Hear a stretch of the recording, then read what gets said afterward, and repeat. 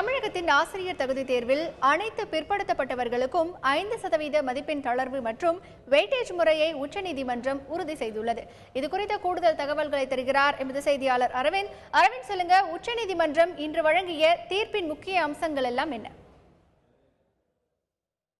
ஆசிரியர் தகுதி தேர்வில் அனைத்து பிற்படுத்தப்பட்ட பிரிவினருக்கும் 5% மதிப்பெண் தளர்வும் அதே போல வெயிட்டேஜ் முறையையும் தமிழக அரசு அறிமுகப்படுத்தி இருந்தது. இது செல்லும் என இன்று உச்சநீதிமன்றம் தீர்ப்பு வழங்கியுள்ளது. அதே போல தமிழக அரசின் இத்தகைய முடிவை எதிர்த்து தொடரப்பட்ட அனைத்து மேல்முறையீட்டு மனுக்களையும் உச்சநீதிமன்றம் தள்ளுபடி செய்துள்ளது.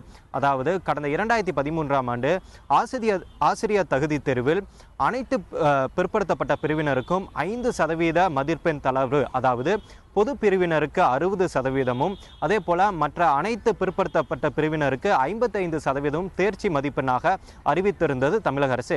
அதே போல பணி நியமனங்களில் வெயிட்டேஜ் முறையும் கொண்டு வந்திருந்தது தமிழக அரசு.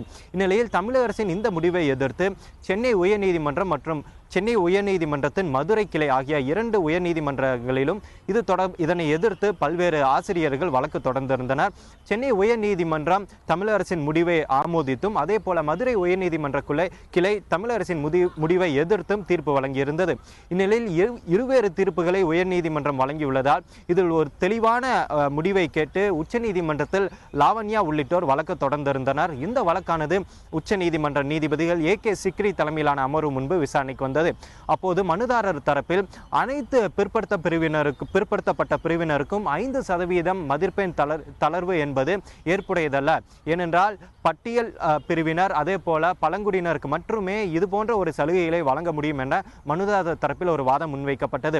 ஆனால் தமிழக அரசை பொறுத்தவரை இது ஒரு இடஒதுக்கீடை முன்வைத்து இடஒதுக்கீடை கணக்கில் கொண்டே தற்போது காலியாக இருக்கும் ஆசிரியர்களின் எண்ணிக்கை மனதில் வைத்து இத்தகைய ஒரு கொள்கை அடிப்படையிலான முடிவை தமிழக அரசு எடுத்திருப்பதாக வாதம் முன்வைக்கப்பட்டது. இந்நிலையில் அனைத்து தரப்பு வாதமும் கடந்த இரு வாரங்களுக்கு முன்பாக முடிவடைந்த நிலையில் தீர்ப்பு தேதி குறிப்பிடாமல் ஒத்திவைக்கப்பட்டிருந்தது.